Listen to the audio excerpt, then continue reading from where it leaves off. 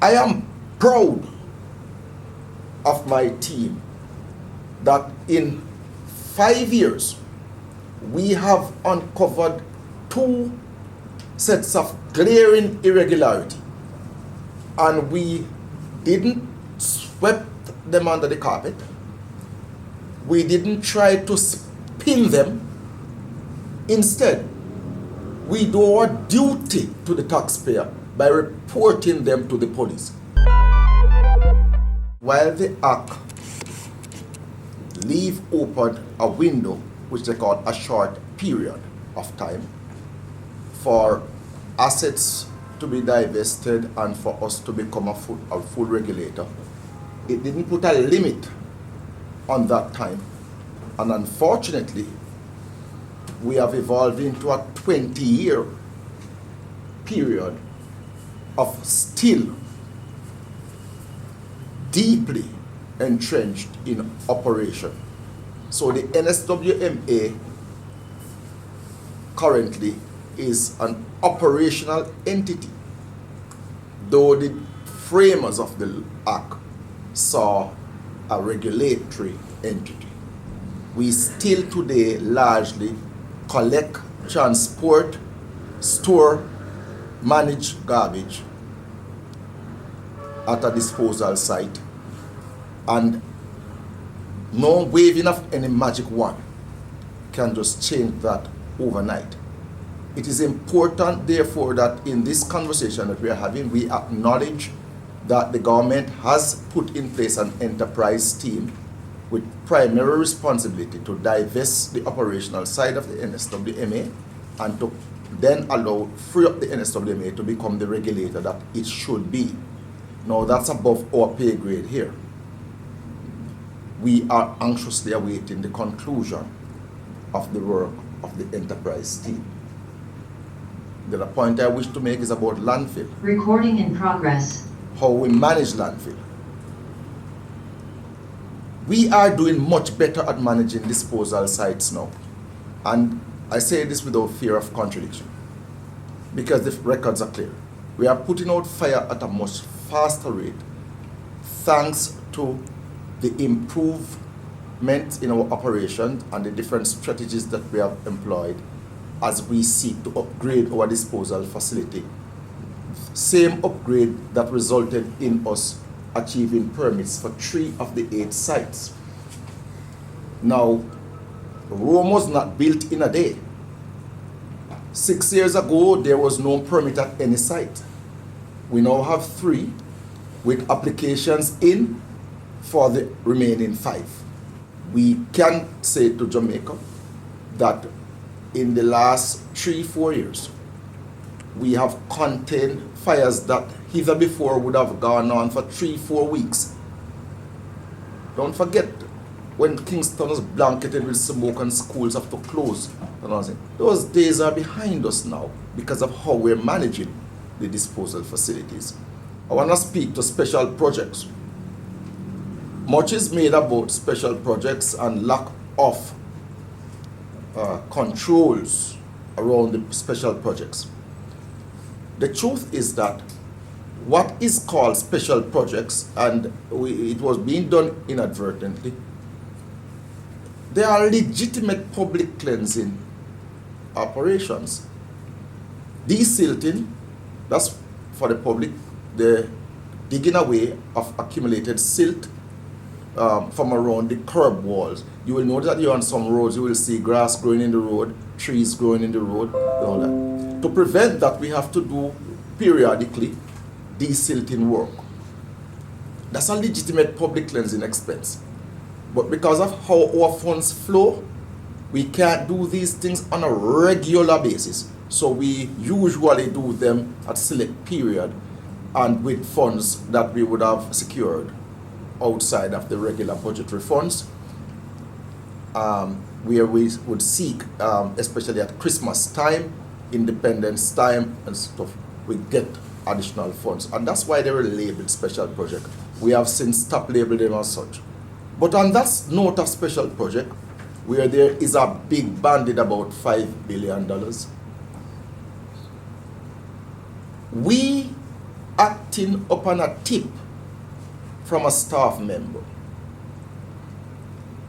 asked our internal auditor to do a spot audit into a particular department. It turns out that we found information, saw evidence which were very uncomfortable to us. What did we do? We immediately work it through the processes that we have here in terms of the governance structure, and the board ultimately, upon reviewing the audit, decided on a course of action. That matter was reported to the police and is now under investigation. The Auditor General did not discover that. We discovered that months before we saw the Auditor General show up here. The police was investigating months before the Auditor General came in here, started any work here, before the Auditor would have discovered or would have found out. As a matter of fact, the Auditor General report piggyback on our internal audit report for most of the information about that particular project. I am proud of my team that in 5 years we have uncovered 2 sets of glaring irregularity, and we didn't sweep them under the carpet. We didn't try to spin them. Instead, we do our duty to the taxpayer by reporting them to the police. Both are still under investigation. So I want to dispel the notion that the Auditor General came down here and discovered something that we already discovered and report to the police, and the matter is being actively investigated. I won't say much more on that. I'm an ex-policeman. I know when a matter is under investigation that I could kill the investigation by things that I would say here. And I ask that the media appreciate that also. So all in all, we are very happy that the Auditor General was able to endorse our attire core. What's attire? ATTIRE. A for accountability, T for transparency, T for teamwork, I for integrity, R for respect, E for excellence. It is our endorsement of the A in attire, accountability, that we would have policed ourselves and discover things that we find unsavory, uncomfortable, distasteful, unacceptable. And we took the bold action that we did. I didn't expect the Auditor General to commend us on that. And we're not here seeking accolades. We are here putting the truth forward that even the Auditor General's own report endorsed the fact that the new NSWMA is policing itself and taking the appropriate action to safeguard the taxpayers' monies and to ensure that the public get value for money. There's a lot of argument being made also about lack of controls around the projects. Now, what is the truth? The truth is that we have a very robust procurement department that meets monthly and assess all projects that are done here. We are sending our reports, quarterly reports, that we must do. It's called a QC report, I think. We must do that, and we do that every quarter. We have not been rebuked for any breach in that regard. We also have internal processes that would verify, report work that has to be done, assess and quantify, execute and verify works. The Auditor General would have asked us to tighten that up based on their report. And we will look at where we can do further tightening up in accordance with the report. And to say that we have already done tidying up, because when we did our own audit, it asked us to tighten up controls, and we did. A lot of information is circulating that we don't have a needs analysis, so we don't know how much money we need. The truth is, we do needs analysis on an annual basis. I am being told by the auditors that it doesn't meet the full requirement of a comprehensive need analysis. Fine. But to say we have none, that's not true. We do have needs analysis. Fleet management. The NSWMA has never had a fleet management system. The impression could be given like one was here and is no longer here. We have never had a fleet management system. Do we need one? Absolutely. Running so much trucks, we need one. And that's why 2 years ago we took the proposal to the board and subsequently brought a supplier to do a presentation to our board. And we are now just in the process now of finalizing the purchase of land. And that was told also to the Auditor General. So that we don't have one now, that is true. We concede that point. But is it that we are not taking steps to acquire one? Absolutely. Just like we did, there was no audit software here to help the auditors to do their work. We put one in. There was no HR software here to help the HR department. We put one in. And we are now putting in a sage management for the accounting department also. So the NSWMA is a work in progress. We are not where we want to be, but we are farther along than we were when I came. The public could rightly be concerned when they hear that we have removed security feature from the checks. Terminologies can really create sensation and drives conclusions that are not necessarily true. What happens is that you can cross a check, and that means the person would have to lodge a check before they can negotiate. Most of the people who work for us for the small projects, especially at Christmas time, Independence time, are not people of means. Quite frankly, most of them don't even have an account. So they would call us, and sometimes I'm inundated. They are in the bank, they're having trouble, they want the checks with me. So I've said to the staff, where we are dealing with that level of people, because every check over a certain amount is, matter of fact, we hardly even write check over a certain amount, like over $1 million. We upload to account of people. Where we do checks for their, no, those people don't have any issue getting their check. These are largely the small people with little small checks, 40,000, 60, 30, or even less, 20,000. When they go to the bank, they have a warm time negotiating those checks. So we have asked that we uncross it for them. Once they call, the Auditor General said that we should have them write. It should be a written request to have the check crossed. We will do that. We have already started doing that. We have already started. Peter, before, they would have just called us. We would help them by having the check uncrossed. Now, we are told that it must be a written thing. It must be seen that they have, that's not verbal anymore, write it up that they have asked for the check to be uncrossed. We have started doing that, and we will continue. In your own words, you spoke about some unsavory things. The Auditor General calls them anomalies.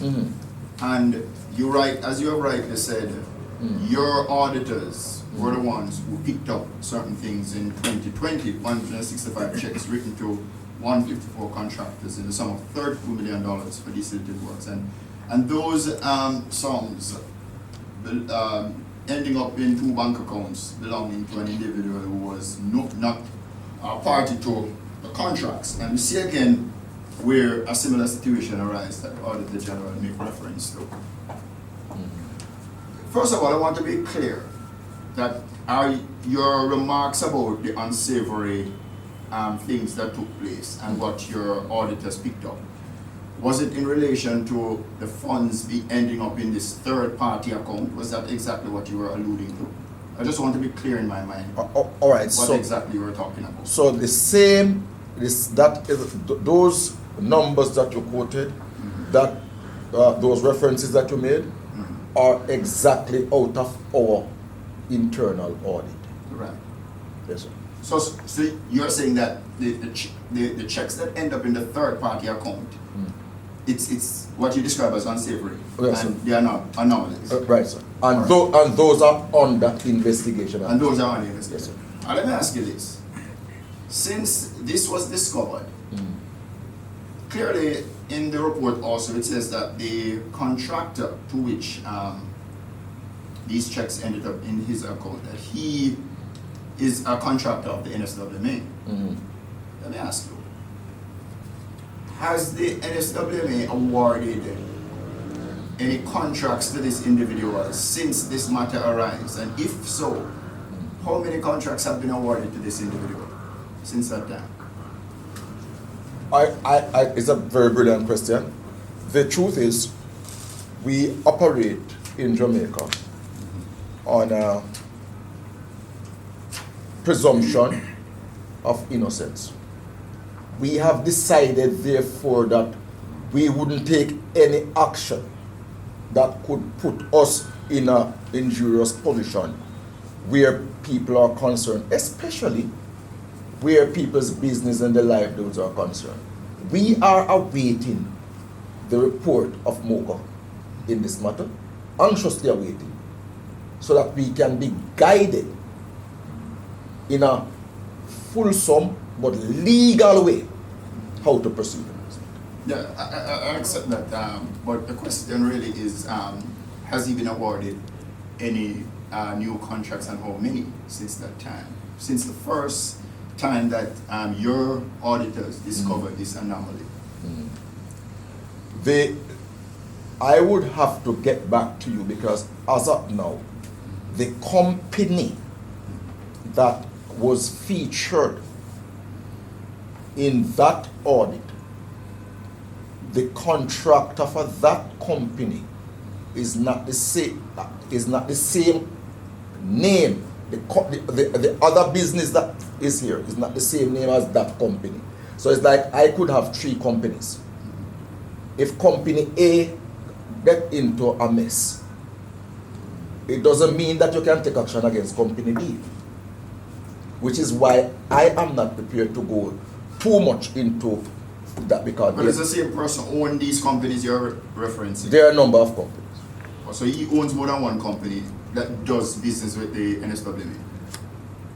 I don't know how much company he owns, but I do know that there are two companies. There's one company that is featured in the audit. Not so much sure I remember the name, but I can get that for you. But the individual that would have been a shareholder in that company have shareholdership in other companies. Okay. Why did the NSWMA transfer the accountant and the procurement officers who were clearly implicated in this anomaly? Where you get that from? No, in terms of the report, the Auditor General reported that an accountant from MPM and the procurement officer was transferred to the head office. Is that correct? That's an excellent question for the Auditor General. No, I'm asking.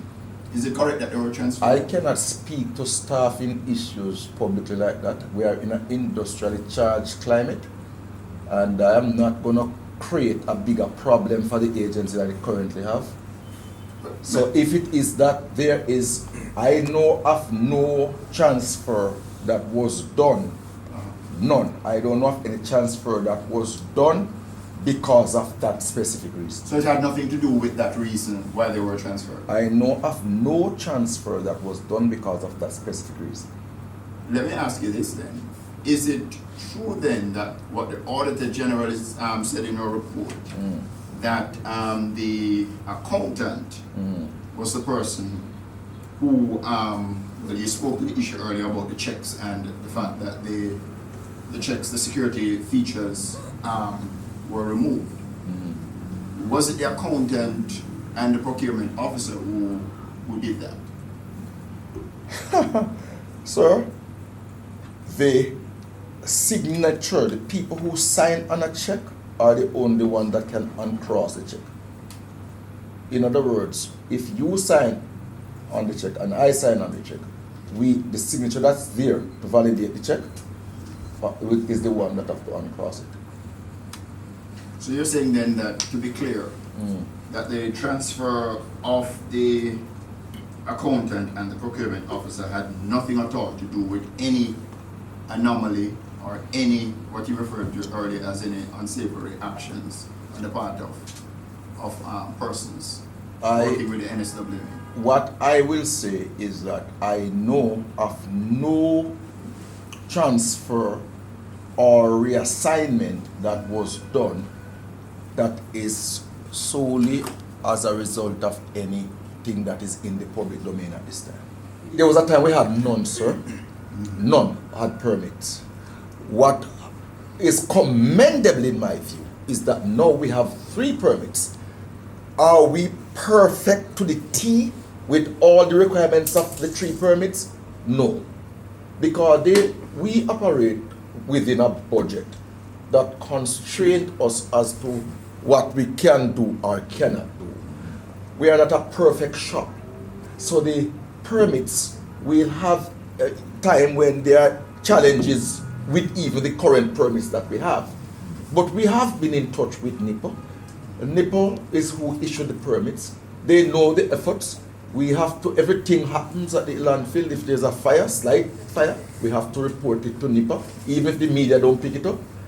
And, you know, I think what I want to, for a change, I know these conferences are not about positives, but for a change, let me be clear.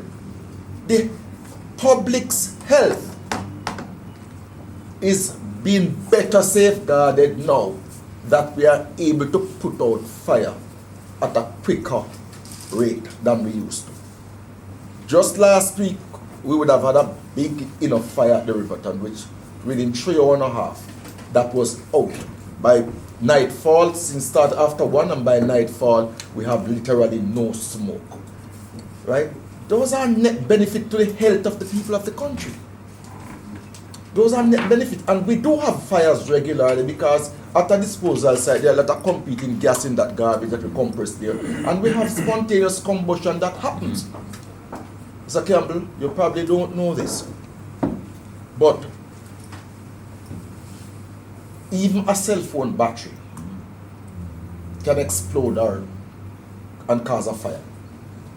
If we weren't managing better, and some of the tactics we're not even giving them away now, but we are doing far better and are in a far superior position with the protocols that we have established at the disposal site to put fires out quickly. And again, I stress, that's a net benefit for the Jamaican public as it relates to their health. And that's what we're proud of.